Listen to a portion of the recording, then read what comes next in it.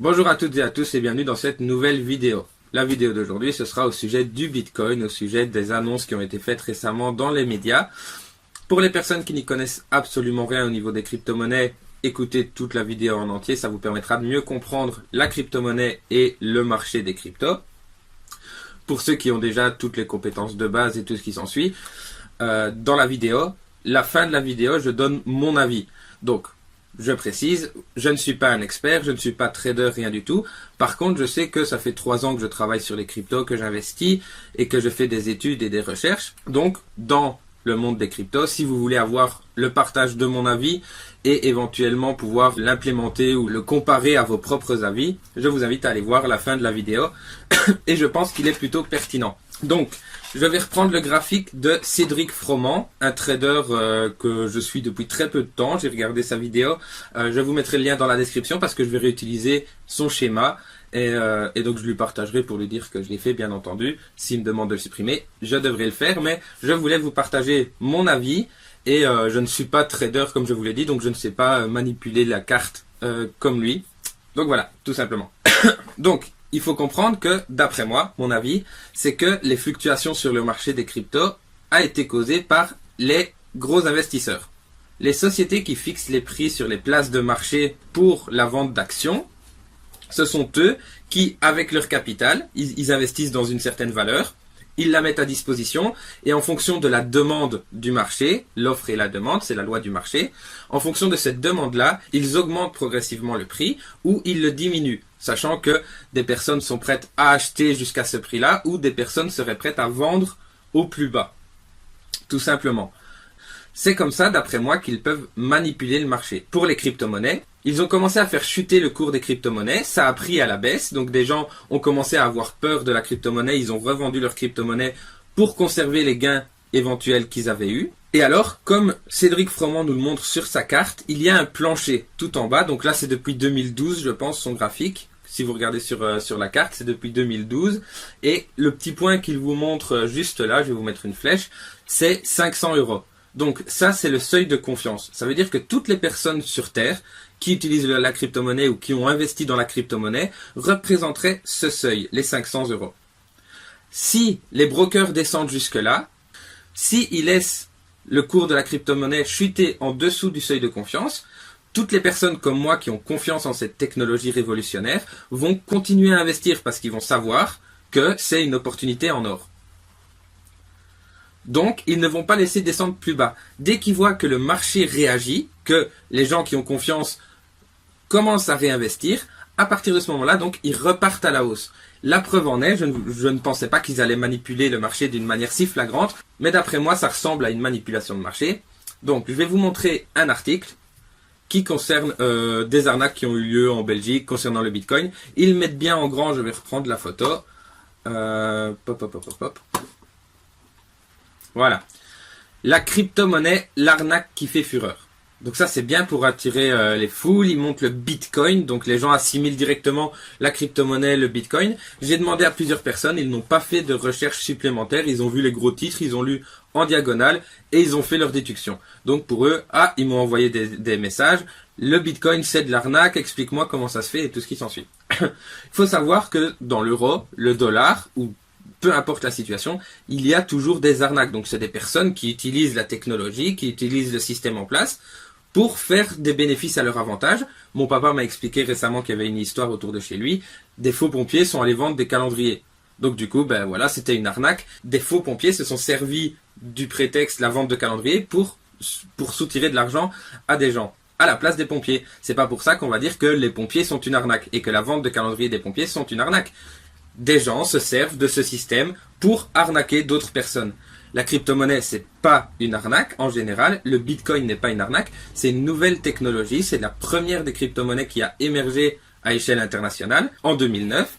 Et donc, la crypto-monnaie en elle-même n'est pas une arnaque. Mais beaucoup de personnes, oui, se servent de cette technologie avec le manque de connaissance du peuple pour arnaquer les gens. Ça, je ne remets pas en cause.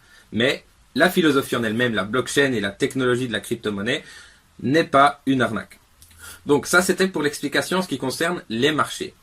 Maintenant, comme je vous le dis, avec le journal, ils ont fait cette publication pour créer encore un sentiment de peur et voir jusqu'à quel niveau les gens qui avaient des économies en Bitcoin allaient les revendre à bas prix. Le marché a commencé à réagir et donc du coup, ils vont encore essayer un petit peu de le faire chuter en jouant sur la confiance des gens, mais je viens de voir ce matin que Europe 1, je vous mets aussi l'article juste là, que Europe 1 avait sorti un article les bureaux de tabac vont vendre des bitcoins à partir du 1er janvier 2019. Ça veut dire que d'un côté, ils testent la confiance des gens en faisant encore des petites annonces pour voir si les gens ont compris réellement que la philosophie, il y avait une philosophie derrière, ou si les gens pensent simplement « Oh là là, c'est du faux argent et ça va nous arnaquer ». Ils voient que le marché réagit encore un peu, donc ils vont sans doute encore faire une belle petite annonce d'arnaque ou quoi que ce soit concernant les crypto-monnaies pour encore tester la chute.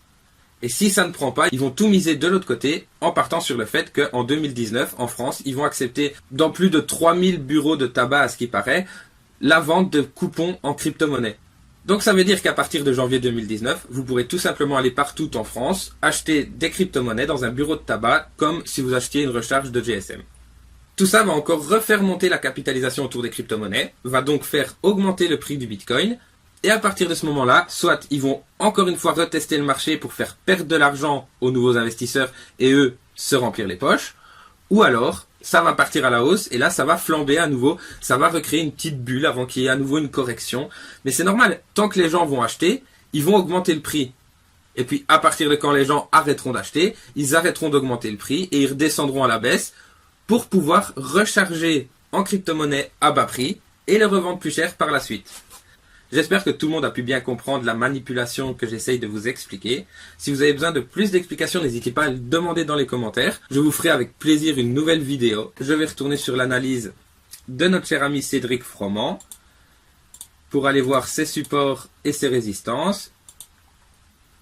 Poum poum.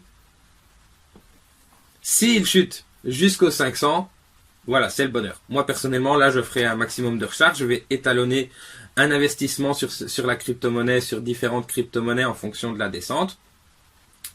Et à 500, ben là, à mon avis, déjà la Cosmopolitanie sera bien lancée, donc on aura déjà un autre capital et on fera une bonne recharge des crypto-monnaies. Parce que il faut savoir aussi que la plupart des crypto-monnaies sont indexées sur le Bitcoin, ce qui fait que quand on investit pour ces crypto-monnaies-là, quand de nouvelles startups se lancent en étant indexées sur le Bitcoin, la valeur de la capitalisation autour du Bitcoin augmente aussi. Donc, quoi qu'il arrive, sur le long terme, le Bitcoin va augmenter et le plancher des 500 € ne sera pas percé. Et s'il perce, ce sera que l'histoire de quelques minutes avant que les personnes qui ont confiance en la technologie reprennent les achats et qu'ils repartent à la hausse et que la confiance revienne. D'ailleurs, début de l'année prochaine, vous verrez que quand les tabacs auront commencé à vendre leurs tickets, il va à nouveau y avoir des publications des médias pour vous dire que le Bitcoin a à nouveau doublé sa valeur ou quoi que ce soit, ce qui va à nouveau entraîner des achats de masse et une augmentation du prix du Bitcoin. Maintenant, il y a encore un autre facteur à prendre en considération. L'euro, il va se casser la gueule parce que nos banques et nos dirigeants ont prêté de l'argent en dollars à des pays qui ne pourront pas le rembourser, ce qui fait que nous ne pourrons pas rembourser notre dette aux États-Unis, ce qui va entraîner une chute monumentale du cours de l'euro et qui va entraîner donc la fin de l'euro. Je ne dis pas que ce sera dans les mois à venir forcément, ça peut être dans quelques années peut-être, mais l'euro va monumentalement se casser la figure. Quand l'euro va se casser la figure, il faut savoir que, je ne sais pas si vous connaissez, mais je vous invite à aller chercher sur internet et voir ce qu'est la BRRD. Quand l'euro va se casser la figure, vous n'aurez plus d'argent. Parce que les banques, grâce à cette loi, peuvent venir se servir sur vos comptes. Et s'ils font faillite, on n'a pas assez d'argent pour rembourser tout l'argent qu'on doit. Donc, où est-ce qu'ils iront chercher l'argent? Sur nos comptes, vu que maintenant ils ont le droit depuis 2016, depuis que la BRRD est passée. Une fois qu'ils seront servis sur nos comptes, qu'on n'aura plus du tout d'argent ou qu'on n'aura plus du tout confiance en leur monnaie, on va aller se réfugier dans les crypto-monnaies. Le moyen fiable et décentralisé de pouvoir faire des paiements et de pouvoir sécuriser son argent. C'est pour ça qu'ils font chuter le cours actuellement, comme ça ils remplissent à nouveau leur caisse et une fois que l'euro se casse la figure, ils peuvent mettre le prix des cryptos bien haut et tirer un maximum de bénéfices tout en gardant le monopole. Donc voilà, ça c'était pour l'explication générale. Il y aura bientôt une conférence sur l'effondrement financier. J'ai été voir un trader repenti il y a quelques semaines et l'année passée, j'avais déjà été le voir. Il nous a éveillé par rapport à la création monétaire, à l'effondrement de la monnaie et à la vaste supercherie que représente l'argent actuellement. Et donc, étant donné qu'on a appris qu'il allait se retirer, j'ai décidé de reprendre un peu le flambeau et de pouvoir à nouveau éveiller les gens à cette situation que très peu de personnes et trop peu de personnes connaissent. C'est pour ça entre autres que j'ai décidé d'aider les gens à lancer leur activité en ligne. C'est pour pouvoir donc survivre tout simplement à cette crise qui va arriver, étant donné que si on lance tous notre activité en ligne, qu'on est autonome et qu'on vit de nos propres compétences mises au service des autres, qu'il se passe une crise ou pas, on a notre propre travail, on est notre propre travail et on peut à tout moment recréer une économie, recréer sa sécurité financière en travaillant depuis le business qu'on aura créé. Donc voilà, cette vidéo est un petit peu générale, j'espère que vous aurez compris, mais pour moi personnellement, ce qui est en train de se passer, c'est une manipulation de marché. Parce que il y a des annonces des médias qui appuient la thèse de l'arnaque et tout ce qui s'ensuit pour dire que les gens se font voler, que le Bitcoin c'est une arnaque pour inciter le mouvement de masse à la baisse. Or que d'une autre part, des médias aussi du même pays font des publications pour dire que ça va être en vente partout dans le pays. Donc du coup, si effectivement c'est une grosse arnaque et qu'on laisse publier ça avec la nouvelle loi des fake news et tout ce qui s'ensuit, alors il y en a un des deux qui ment. Ou alors c'est que l'État a conscience que c'est une arnaque et qui s'en fout et qui veut que tout le monde puisse investir dans cette arnaque. Pourquoi accepte-t-il ça avec la situation économique de nos pays actuellement? Je vous pose la question, vous pouvez éventuellement aussi me la mettre dans les commentaires. Donc mon avis c'est que à nouveau la crypto va exploser, donc s'il continue à descendre, ça va faire du x10 peut-être, même peut-être x+, x15, x20. S'il rebondit là très bientôt dans les jours, dans les semaines à venir, à partir de ce moment-là, il va à mon avis remonter jusqu'à des 10-15 000. Je ne pense pas qu'il va remonter au-dessus, je ne pense pas que, comme John McAfee l'avait dit dans une des autres vidéos que je vous ai publiées, je ne pense pas qu'il va arriver au million de dollars.